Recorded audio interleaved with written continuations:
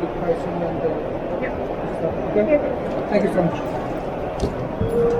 صاحبکارا چیکار کنن که مالهای تاجیکستان با این دولت‌های هم بیشتر اکسپورت کرده شود. چقدر می‌بینید در اینجا پاویلیون روسیه هم هست.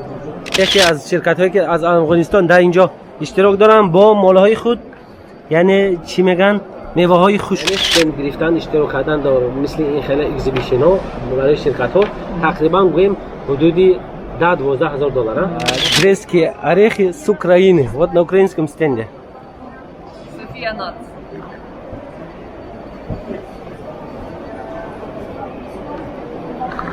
Здравствуйте. Здравствуйте. С нами кто?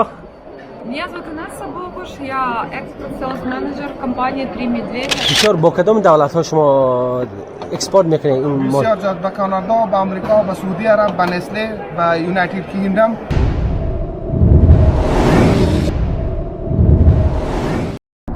تماشاگران عزیز و گرامی،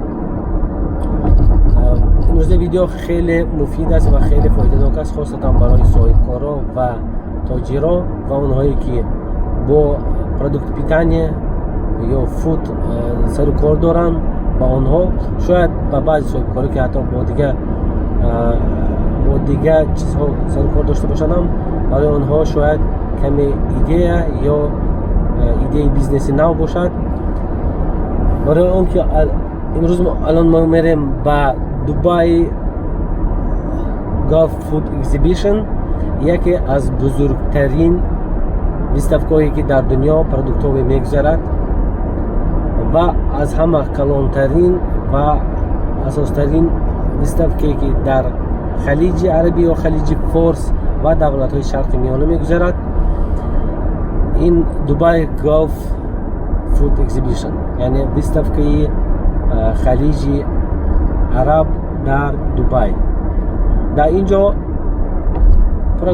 پروداکت های تیار، میوه‌جات ها یا خشک میوه‌جات ها و اون چیزهایی که با خوردنی مثل ساک و جیم این چیزها هستن پیشنهاد کرده میشد. و این ویستافکا هم مفید است برای هم خریدار، برای آنکه در اینجا هم خریدارا اشتراک دارن و هم شرکت های همچون پستفشیک یا پریزویتیتلا. دوستان عزیز، من اینجا باشد دبی DFC و دبی ورلد ترید سنتر.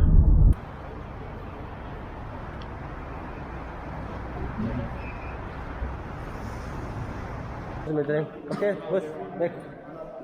Thank you. Okay. میان دوستا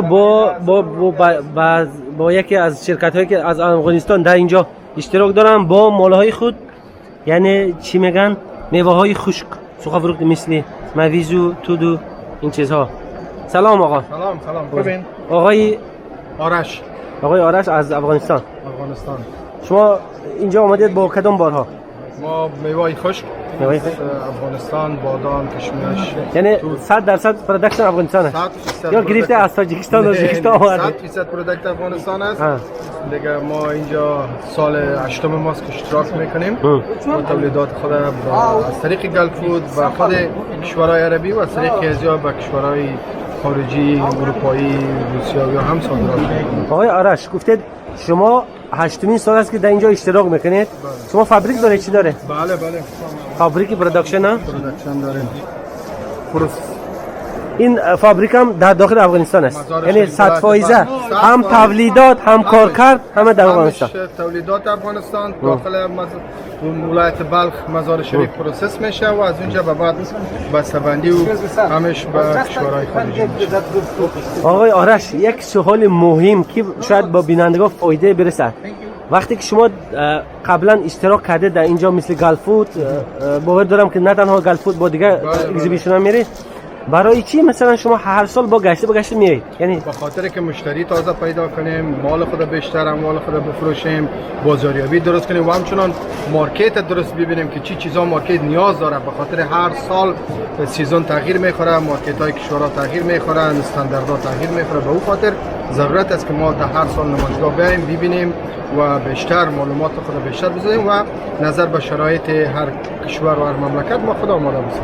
یعنی از این سخنان شما میبرد و نصیحت برای برادرای صاحبکار که تنها با زبون و یعنی کلینت هایی که کار بار دارن با اون بسندگی نکنن، یعنی باز هم باید دیگه کلینت های جدید پیدا شود، تازه پیدا شود، مشتری های تازه پیدا شود. به اون خاطر ما اشتراک میکنیم که بیشتر بتونیم تولیدات خود فروش بزنیم و نمایش بدیم. دو سوال اخیر، با دولت های از اینجا کاستومر با دولت های اروپا امریکا پیدا میشد؟ پیدا هم شد؟ پیدا کردیم اتفاق هم باید مثلا بسیار با تمام با استرالیا، امریکا، اروپا و این کشورها. و سوال آخران آقای آرش، این ساله اگزیبیشن چطور بود؟ یعنی اتفاقی های مفید، اگریمنت های مفید پیدا شد؟ خوب بود، اما امسال کرونا ویروس یک کم تاثیر خود داشت، یعنی کم مشتری یا ویزیتور اشتراک کرده بودن نسبت به سالهای قبل که بیشترین حتما شما مشاهد بودین دیدین کم بود، اما روی هم رفته خوب بود. ما هم آمدیم یک چند مشتری که نیاز داشتیم مشتری های خود پیدا کردیم. آقای آرش تشکر زیاد به شما، برای کار در آینده پیش بره انشالله.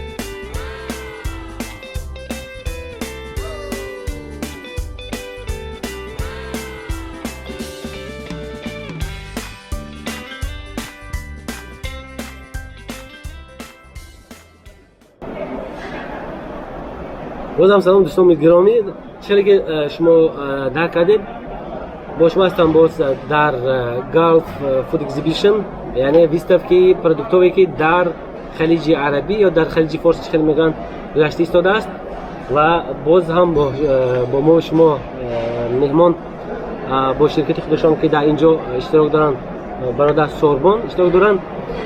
برادران گرامی در اینجا خط کردیم بودم که گالف فود اگزیبیشن هر ساله آخرای ماه فوریه تقریبا میگذرد و این سال باشد از 21 فوریه تا 25 فوریه گذشته ایستاده است که امروز روز آخرانش است وقتی که ما این نما رو گرفته ایستادیم. و در این گالف فود اگزیبیشن هر ساله زیاده از تقریبا 300,000 انسان ها اشتراک میکنند و تقریبا 10,000 کمپانی در اینجا استندهای خود، مال های خود و پروداکت های خود پیشنهاد میکنند.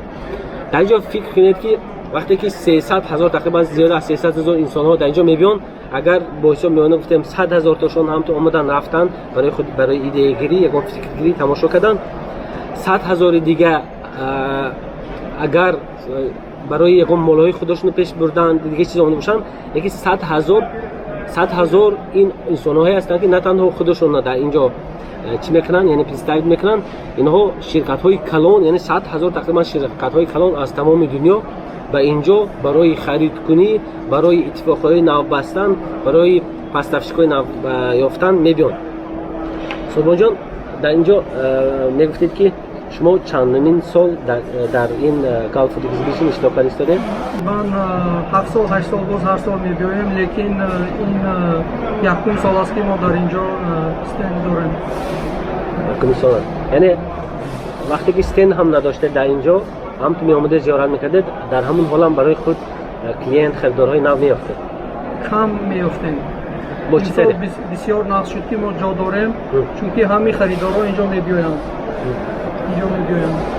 یعنی شما از اشتراک کردن در این خلال ویستافکا ها پیشروی و خوبی برای کمپانی میبینید؟ ما بسیار دیدم، چون که بعضی بازارها ما کلینت نداریم، خریدار نداریم. امسال بسیارها از آن دولت‌هایی که آمدن ما در آنجا پیش فروختگی نبودیم، مثل یگیپت، از عربستان سعودی، مراکو، بعد بسیار جای دیگر. مثال خوب شد که آنها آمدن، ما بیزنس کارتای آنها رو گرفتیم. اکنون همه نه بلکه همه آنها خریداری муҳим ҳастанд. баъзе онҳо як контейнер мехоҳанд, баъзе онҳо ду контейнер.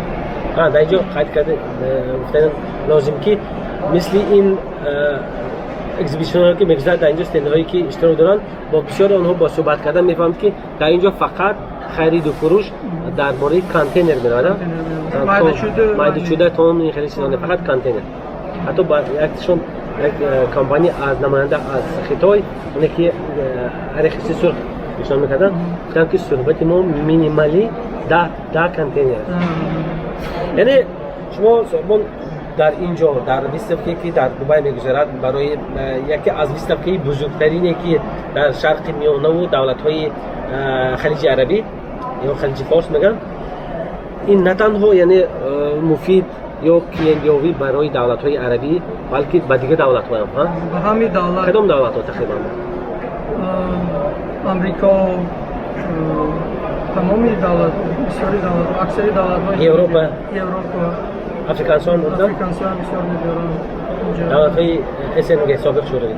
Собиқ шӯравӣ, аз Хитой, аз Ҳиндустон, Покистон, Афғонистон ҳама ҷо медоранд. боз дар инҷо як саволи муҳим барои тамошобинандаи мо забони форсию забони тоҷикӣ тамошо мекунанд. намояндаҳо ё харидорҳо ё ширкатҳо аз Тоҷикистон, умуман арзия боштам, намояндаҳои Тоҷикистону Ӯзбекистону инҳо буданд диде дохил кардед? Буданд, камтар буданд. Аз Ӯзбекистон буданд. ҳозир яктошон аз Тоҷикистон харидор шуда омаданд, лекин ункас аслан аз Афғонистон ҳастанд. Бизнес доштиянд дар Душанбе. он гуфтед ки тоҷико ӯзбеко ки мебиён масалан иттифоқия мебанданд ё заказ клиент нав пайдо мешад, онҳо бештар моли шуморо мехаранд. моли шумо ноксанд, мав ва писта моли шумо мехаранд ба Тоҷикистон ё ба дигар давлатҳо? Тоҷикистон, Қозоқистон, ба дигар давлатҳо, Ӯзбекистон. Собонҷон, дар инҷо як чизи дига хат карда будам ки ман чӣ қадар ки гаштам дар инҷо надидам ягон стенди ки продукт бо продукти худ бо продаксияи худ аз Тоҷикистон ё аз Ӯзбекистон дар инҷо иштирок карда истода бошанд. шумо дидед? Тоҷикон набуданд, лекин аз Ӯзбекистон буданд. Ӯзбекистон буданд? Ман фаҳмидам.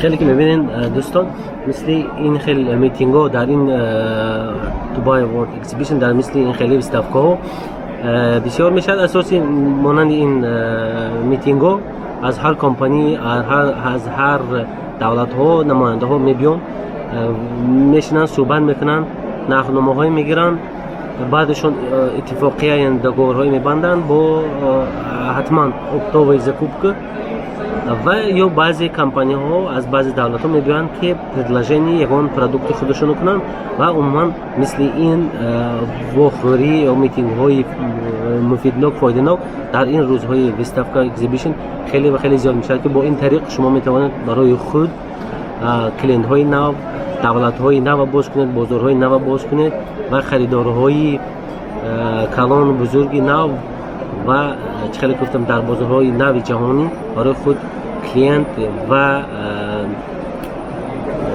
مزاجان را برای خود زیاد کنید.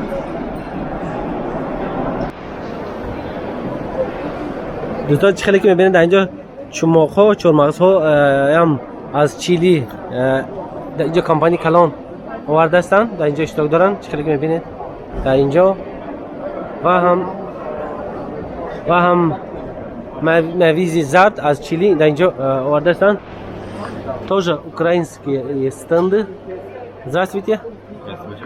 С нами кто? Назар. Назар? Да. А у вас, как я вижу, мясные замороженные продукты. Агроиндустриал Альянс производим мясную продукцию, которую вы только что снимали в морозилке находится. Вот точно так же производим халяль говядину. Ага. Вот. Точно так же у нас есть заводы, которые производят молочную продукцию, масло, спреды, маргарины. У вас производство, все отработано, уже все готовое производство Да, на Украине? да. Полностью готово, уже реализуем как на домашнем рынке, точно так же и на экспорт. Халяльные? Халяль. И как вы видите, в этом году уже были какие-то там удачные, не знаю, договора, намеки на договора закупки там на Галф или же другие страны? Были у нас, мы активно сейчас работаем с африканскими странами, точно так же с странами бывшего Советского Союза. То есть здесь покупателей можно приобрести не только с Галфа, стран Халиджа, Арабского залива, но и... Эти страны мы только прорабатываем. Так, цели это, да? Спасибо вам.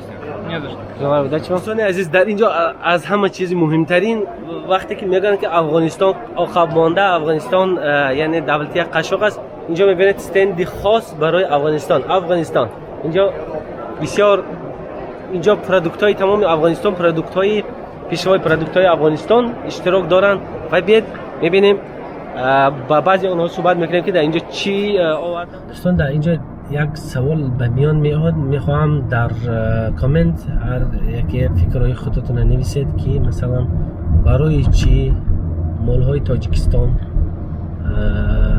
خاصتا همین سوخت فروخت و میوه‌جات‌های که خشک کرده شده در تاجیکستان برای چی تا حال فقط با دولت‌های گویم همسایه مثل روسیه و قزاقستان و اوکراین و بلاروس اینجا فقط خارجات کرده میشوند، یعنی اکسپورت کرده میشوند و در بسیار دولت‌های دنیایی که دولت‌های بزرگ هستند مثل دولت‌هایی که در امریکا هستند با دولت‌های مثل کانادا و استرالیا و اون دولت‌ها و دولت‌های اروپا و باز هم دولت‌های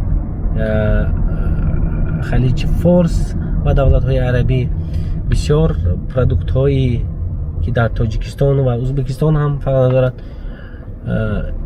استحصال کرده می شود، در این دولت ها، در این بازارها این دولت ها نیستند یا خیلی خیلی با حجم کم هستند.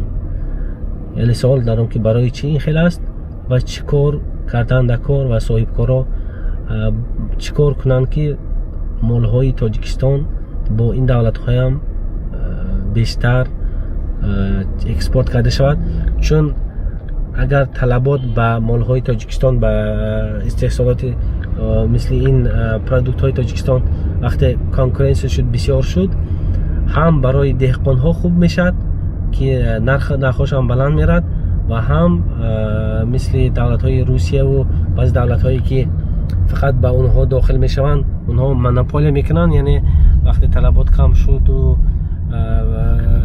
وقتی предложение یعنی پروداکت ها زیاد شد، خیلی نرخ ها سالهای آخر فکر میکنم خیلی پایین رفته است که با استحصال کننده یا آخران رفته رسیم با دهقان بیچاره این ضرر آور است در بسیار